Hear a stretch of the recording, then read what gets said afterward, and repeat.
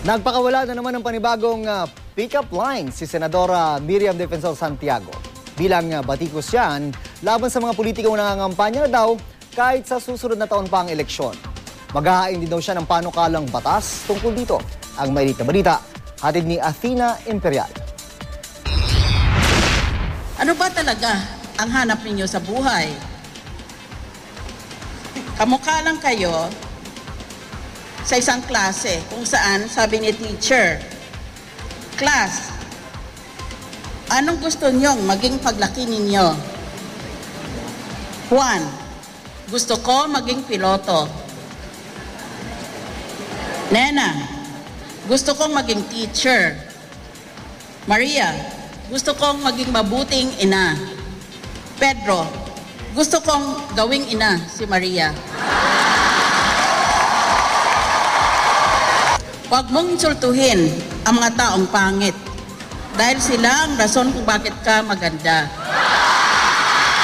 At sabi ng mga beauty queen, lalo na noon sa UP, condolence nga pala sa mga taong patay na patay sa akin. Ganito kiniliti ni Senator Miriam Santiago ang mga estudyante sa isang symposium sa Eulogio Amang Rodriguez Institute of Science and Technology nitong Sabado.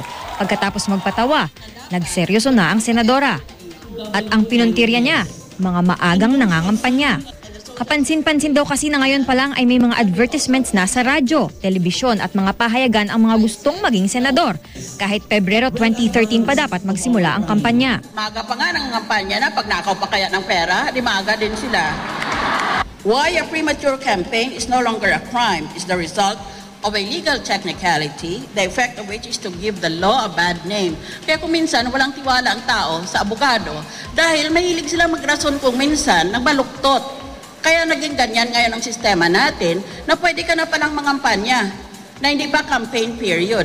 Para maitama ang umano'y baluktot na batas tungkol sa maagang pangangampanya, magpapasa raw ang senadora ng panukala kung saan kailangang magsumite ang mga kandidato ng Certificate of Intention to Run for Public Office o CIRPO.